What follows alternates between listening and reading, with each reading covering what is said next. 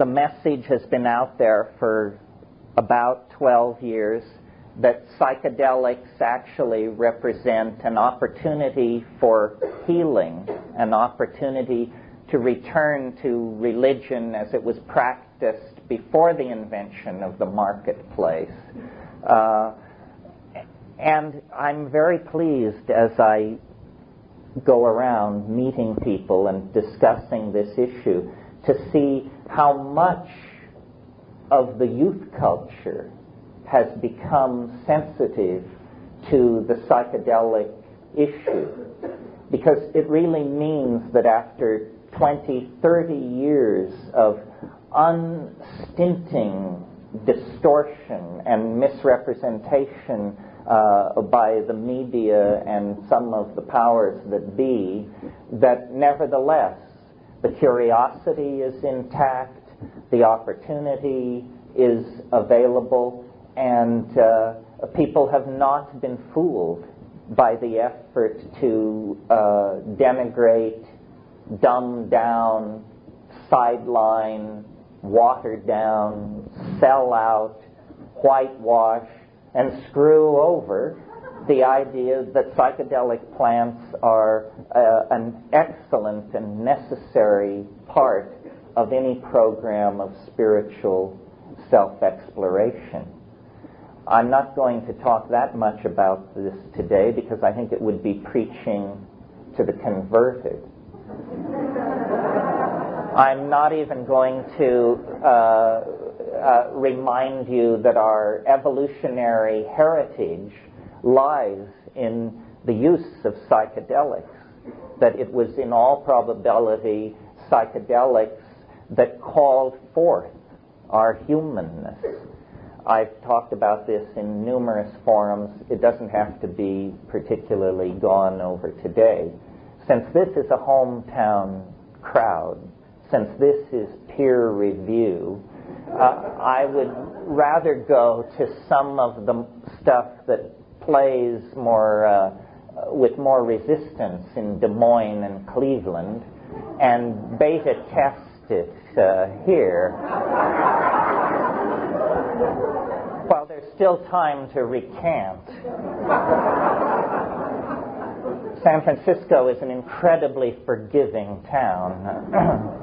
If you need to go somewhere and make a mistake, this is probably the place. Anyway, after I've been altering my consciousness pharmacologically since I was 18, then trying to fold it back into the database of the culture to make sense of it mathematically, religiously, philosophically, historically, artistically, so forth and so on. And my conclusions become more and more radical. Last night in Sacramento, I lectured the psilocybin's impact on human evolution, and they quoted some anthropologist somewhere who wouldn't even give his name for the attribution of his no comment, saying it was too radical to even be considered. And I thought to myself, and the problem is, it's the most respectable idea I've got.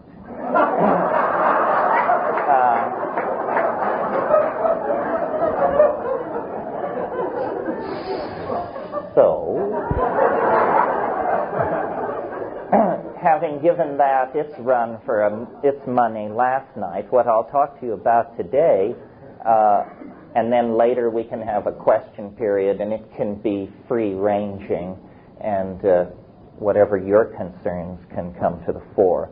But it occurs to me that science has very radically failed, and it's an unusual point to make, because we live in the impression that science is somehow at the pinnacle of its explanatory powers, and that it is going to give us clean air, better societies, safer sex, better entertainment, and ultimately some kind of explanation about how the universe really works. And in the past year, like happy kittens, they have dragged in and dropped on our doorstep the top quark, which is something to find out there in the bulrushes. If you didn't know to look for it, you probably would never find it. But nevertheless, for all of its capacity to razzle-dazzle, science has some serious drawbacks, some serious limitations that psychedelic experiences make more starkly evident, I think, simply because psychedelic people then compare the full spectrum of their experience to the paradigm they're being offered. For example, science proceeds probabilistically. This is how it's been doing its work for about 3 centuries. This involves an assumption that it has never been proven and is very, very difficult to test. It's the assumption that time is invariant. You see, probability theory rests on the idea of experiment. Science proceeds by experiment. But built into the concept of experiment is this very fishy notion called the restoration of initial conditions.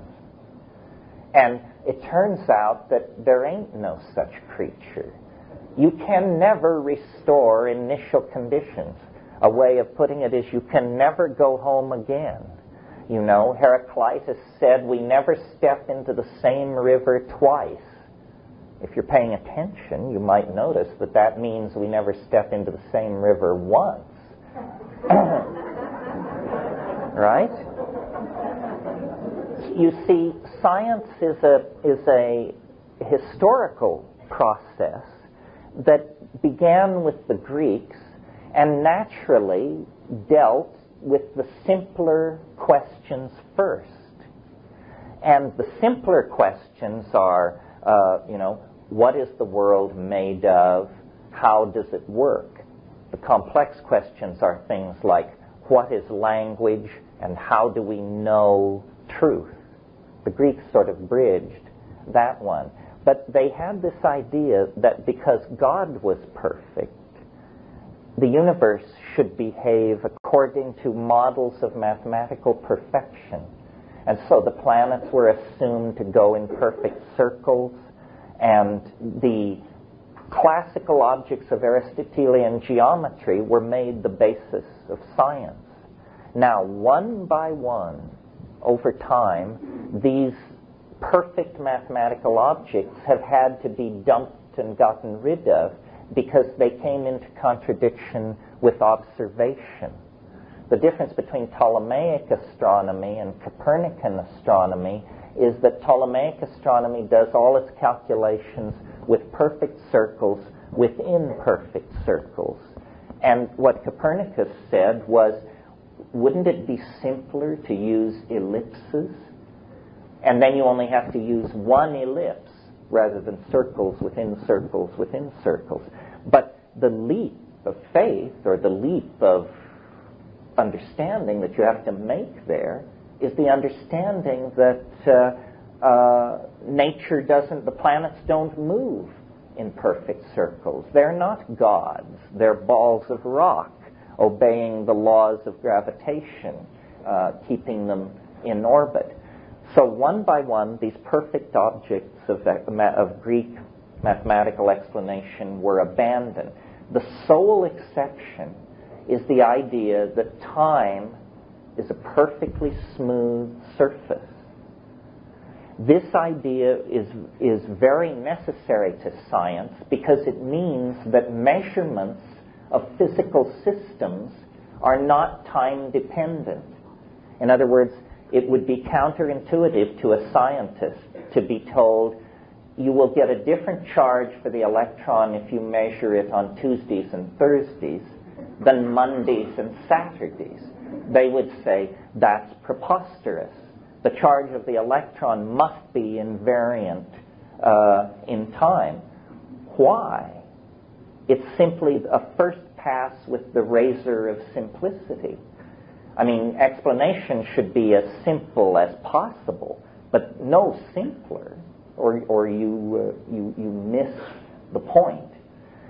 So when we look at complex phenomenon, like the fall of empires, love affairs, corporate takeovers, social revolutions, these things never happen the same way twice. That's why we invented what we call the social sciences, meaning no science at all, but full of good intention. These kinds of complex phenomena are very critically dependent on initial conditions. You know, a love affair, between whom and whom, where, under what economic conditions, what were the religious preferences of the parties, and what did their parents think, and what did their children think. In other words, initial conditions set the course, and yet initial conditions are never the same in these complex systems. Science works very differently from ordinary perception. As you can see if you walked around on the floor of this gathering, anomaly is highly prized here. If we have 1,000 people who go out on a starry night and see only the ordinary constellations, that is buried. But if one person goes out on a starry night and sees a rectangular black object a city block long with softly glowing yellow lights moving along the horizon, that's big news. Science works exactly the opposite. If you want, for example, to carry out a scientific observation, and you measure, let's say, the electrical charge running through a wire, and you measure it 1,000 times, and 999 times it's between 3 and 4 volts, but one time you get a measurement of 1,290 volts, a good scientist discards the aberrant measurement. Just says, well, that can't be right. That's ridiculous. Get that puppy out of there. Now average the other 999. Completely different way of doing intellectual business than the way it is done at the edge of human thought, where we seek the curious, the anomalous, the unusual, and then that leads us to wild generalizations backward against the pattern of normality, of normal happenstance. Okay, so this enslavement to Greek idealism of this particular sort has caused science to be fairly helpless in describing the kinds of complex systems that now more and more dominate our lives. Global economies, the internet, interlocking markets, so forth and so on. I want to suggest, it's a two-part suggestion, and this is the first part, that there is going to have to be a general revision of how science does its business if we want to actually extend the explanatory power of science into the domain of human social and intellectual complexity.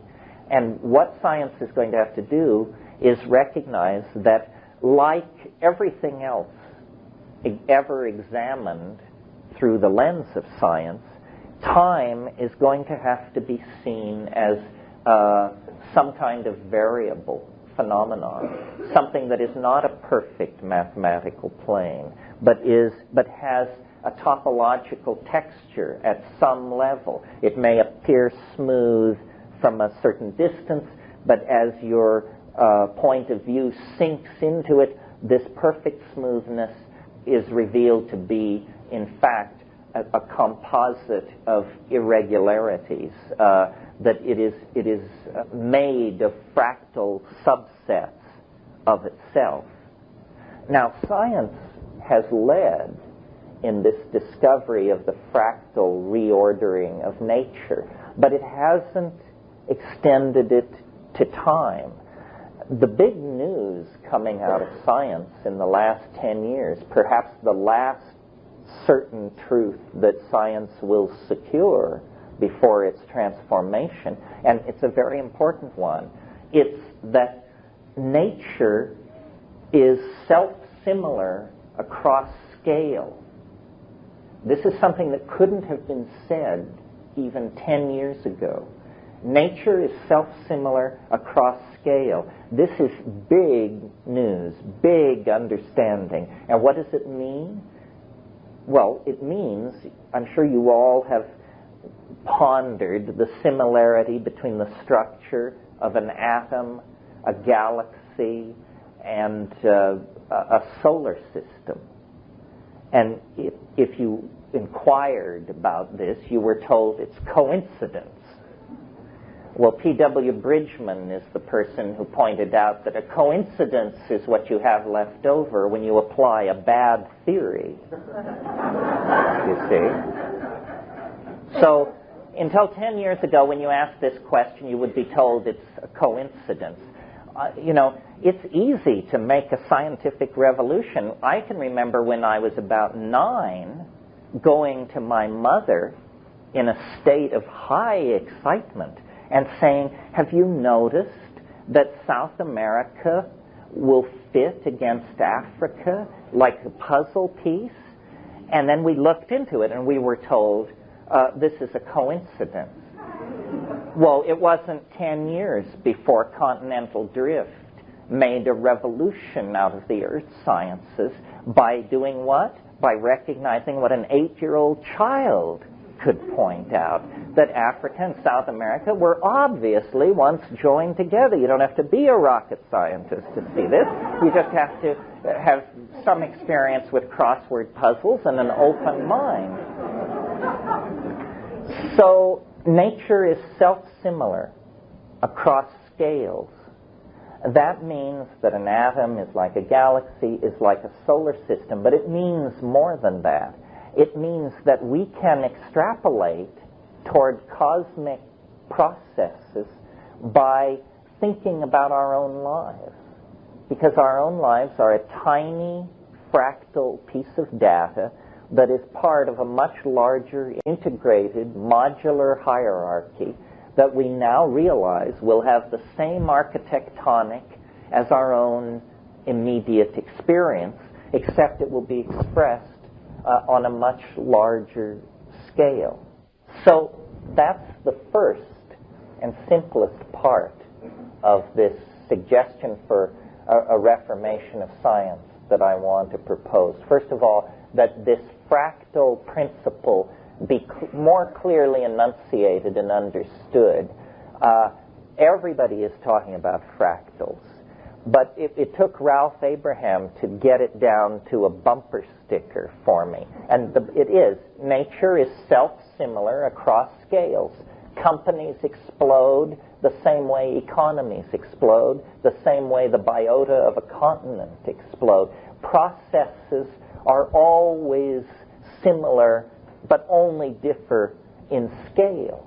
And what that means then is that our most immediate datum of experience, which is the feeling of being in a body, alive and feeling, can be extrapolated and mapped on to larger and smaller processes in the universe to give not only a sentient universe, a living universe, a dynamic universe, a universe with purpose, but it also gives us a universe with a very interesting set of closure properties that are different from the ones we learned from science. The thing about science and its cosmology is that it makes us irrelevant. We're told that we are an accident around an ordinary star, in an ordinary galaxy, in an ordinary portion of the local supercluster, and it's just ordinary, ordinary, ordinary, nothing to be excited about. And then, you have existentialism, which says, well, then if you want to get excited, you have to admit that you're just doing it on your own hook. This is called conferring meaning rather than discovering meaning. We confer meaning, the existentialists tell us, and it's good as long as it lasts, and then that's nothing too. But all of these conclusions have been based on ignoring a second fact about nature that is as cogent as its fractality, and far more important for us, I believe. And this second factor is that the further back in time you go, the slower everything unfolds. Our present domain of experience is a domain of furious activity. I mean, many things go on this planet in a single day. There are inventions, there are books, there are transactions, there are meetings and dissolutions. We live in a busy world. As you journey backward in time, the world becomes less and less busy. And when you leave the domain of organic evolution, the world becomes boring as hell. And when you go further back to the period before even molecular chemistry, it's so boring one can barely compose a comment. So infused with ennui is the observer in the contemplation of the scene. But science has never inculcated this observation into its model of reality. We're told time is invariant. Therefore, this notion of speeding up or of complexity in some parts of time and not in others, it must be an artifact of observation. It must be an illusion or a mistake. It isn't real.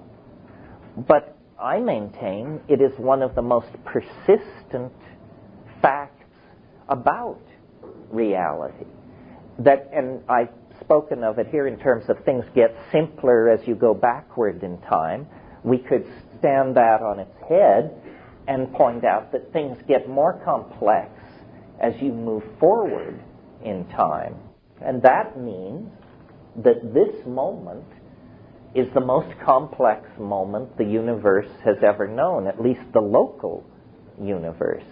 That means, in a way, if the universe started at the Big Bang, it ends right here, right now, what I call local now, because the rest of time has not yet undergone the formality of occurring. So here we are, the inheritors of the Big Bang, standing in the ultra-complex local now. Now, what do I mean by complex? Well, on the platform of cellular evolution arose higher animals, complex ecosystems. On the platform of that arose early human culture. Upon that platform rose late human culture, including ourselves, including technology. My point here that I want to try to sell you on is that nature is a novelty-conserving engine of some sort. That far from being a random process driven toward entropy by the second law of thermodynamics, nature is a process of complexification. That whenever this process is dealt a blow, it immediately sets out to recover and surpass whatever previous level of complexification it had attained. Well, now, the important thing about this, other than just its intrinsic importance for people doing philosophy, is that it holds out the possibility of a theory of ethics, because we are the most complex phenomenon that we know of on this planet.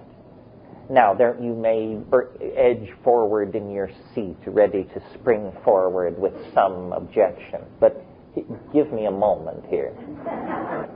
Complexity is a tricky concept to define, first of all, to define mathematically or any other way. Norbert Wiener and some of those people spent some time on this. But intuitively, I think it's a pretty straightforward concept.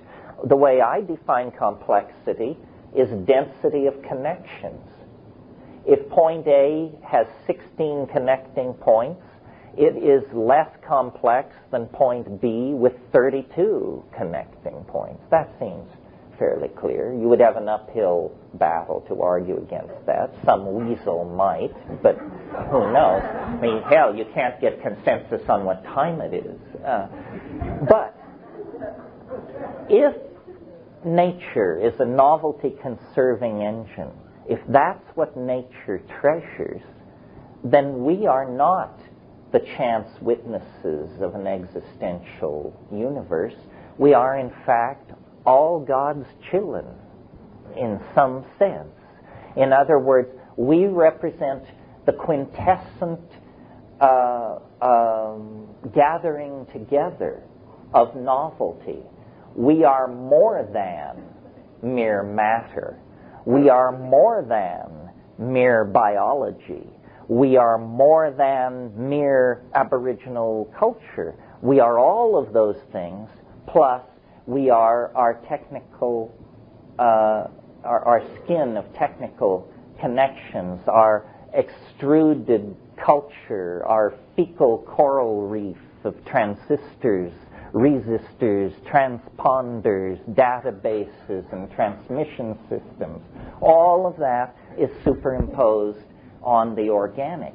So suddenly, this message that has been relatively ignored by secular intellectuals for 500 years, the message of our importance in the divine plan gets a real leg up. The puzzle then is, if we're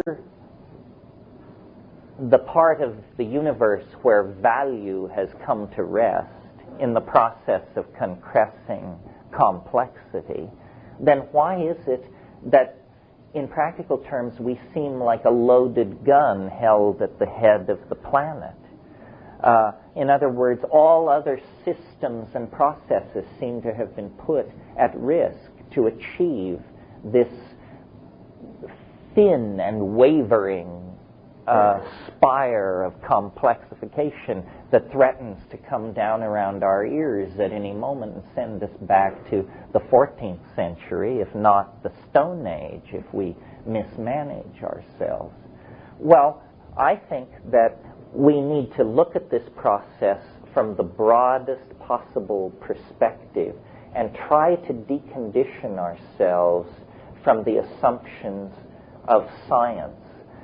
Every theory has what I call a hard swallow.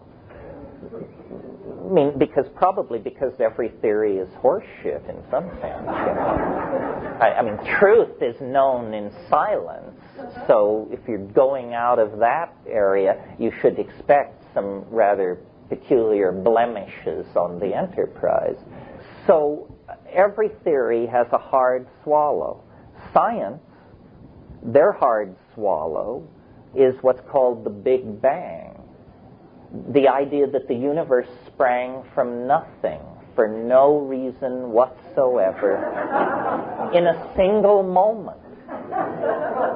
So notice that whether you find that persuasive or not, it is the limit test for credulity. Do you understand what I mean? I mean, if you will believe that, what would you dig in your heels on? I mean, if you would believe that, then my family has a bridge over the Hudson River that we are willing to let go for a song, and you could really get in on something good there.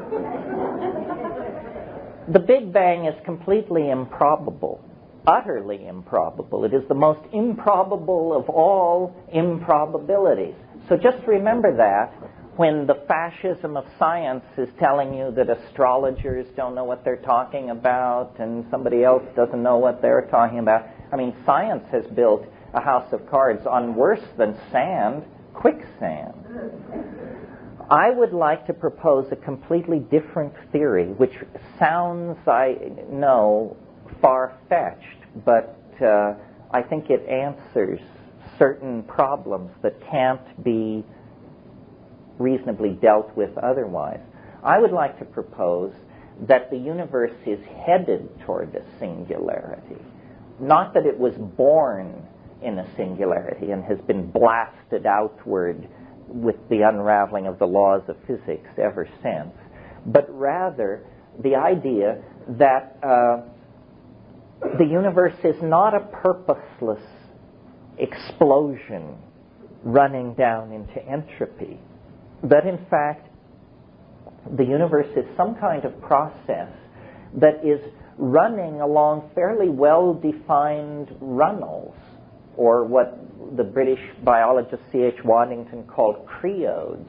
In other words, it is not, again, it is not a flat surface over which we are free to lurch and careen in some kind of random walk or parody of Brownian motion. It isn't that at all. It is a topology. It is a surface, a slalom, whose high walls confine us as we move deeper and deeper into the process of complexification. And we move into that process faster and faster and faster. And this is where it gets woo-woo, because I am, willing to say I'm convinced, anyway. I'm willing to say I'm convinced that history is the enunciation of the nearby presence of a transformational event. In other words, a planet without history is what you get if it's business as usual. The chipmunks dig their burrows, the hummingbirds fertilize the nectar, the trumpet flowers, the ants dig out the ground. Everything proceeds normally. History is what happens when an animal species has its genome distorted by the nearby presence of a transcendental object. It only lasts 12 to 1500 generations. It's very brief. In terms of the life of if the life of this planet were a city block, history would be as thick as a piece of typing paper. That's how long it lasts. And yet, this is all we've ever known, the inside of this transitory domain called history. And without thinking about it very much, our secular society tells us to assume it will go on forever. Assume it will go on forever. That's a bigger stretch than the Big Bang for me. I cannot see how anyone could assume that human history will go on not forever, but let's say as long as it has gone on. Can anyone imagine the next 10,000 years of technological development and global civilization? It's a joke. Can anyone imagine the next 1,000 years or 100 years? I think that the asymptotic curve of technological development, complexification, the spread of communication technologies, and yada, yada, yada, is happening so fast that within our lifetimes we can see the transcendental object rearing up and throwing the shadow of its enormous protean form across the surface of social processes and social evolution. History, the purpose of history is to create planetary crisis, and it's doing a splendid job of it. Apparently monkeys would rather kick back and chill. And so we only function well under pressure. And so the pressure is rising. And, our responses have been astonishing. When the African continent dried up, we invented agriculture. When spoken language was insufficient, we invented alphabets. When they were insufficient, we invented mathematical modeling. When the complexity of the world exceeded our mathematical models, we built computational machinery to expand the power of our mathematical tools. We seem to function well under pressure, and now we are coming under pressure. Not this. This is not pressure. This is the long garden party before pressure, when people can still, worry about whether they're getting enough antioxidants and so forth and so on. Not to gore anyone's particular ox. I'm as concerned about antioxidants as the next person. But I think that for a very long time, maybe, I don't know, pick a number, but let's say 50,000 years, at least since language, shamans or users of hallucinogenic plants have had what Wordsworth called intimations of immortality. That aside from everything else which crowds the shamanic mind space, there is this view along the forward vector of time to this brilliant, boundary-dissolving light that seems to throw its influence across all processes that precede it. And religions, great religions that involve the faiths of hundreds of millions of people, are intimations of this transcendental object at the end of time. And they all get it wrong, of course.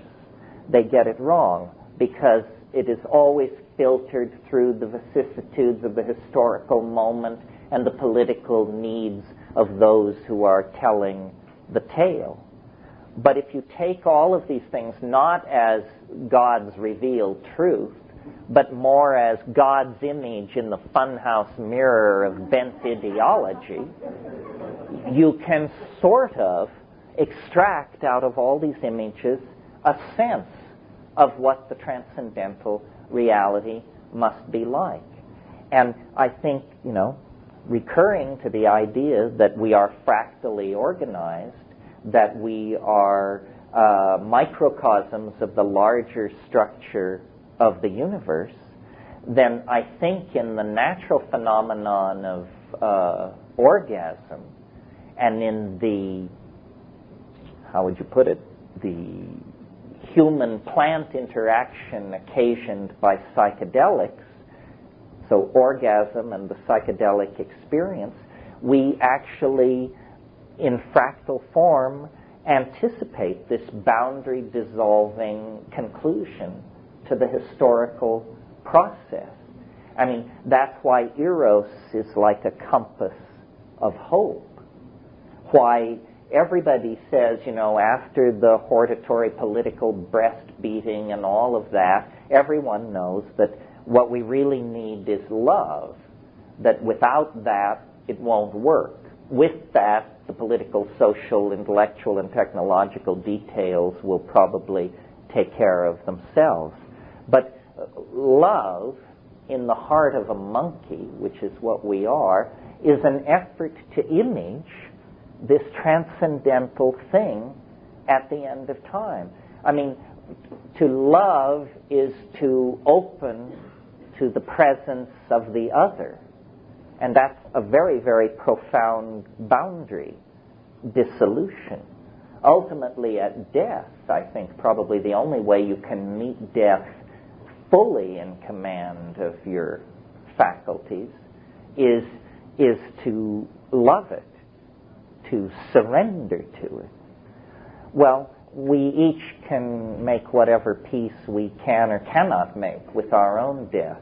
But we get much more agitated when we contemplate the death of the species or the death of the planet, because that seems to involve such higher stakes, such greater loss. What I observe in nature is nature is a very high-stakes gambler. You know, nature is like the good shepherd in the gospel story. I mean, she will leave the 99 to save the one that is lost. Her interest in complexity and her willingness to allow it to adumbrate in ourselves to such excruciating levels is basically a willingness to put every gray whale, dandelion, parakeet, and spotted owl on notice that the human enterprise is somehow an acceptable risk for them to endure. And I think that the way psychedelics play into all of this is by being boundary dissolving, by being deconditioning agents, they strip from your eyes this downer trip that we have inherited out of a scientific model of reality. We are not lost in a mute, uncaring, purposeless universe. How anybody could ever suppose this? It takes an extraordinary power of the denial of simple observation to come to this conclusion. Nevertheless, this is what modern science tells us. If this isn't obvious to you, then you probably need to do 5 grams in silent darkness on an empty stomach and just weigh the various ideas that are being peddled in the intellectual marketplace. You know, Big Bang, God's love, transcendental object at the end of history. It's a small number of items on the menu.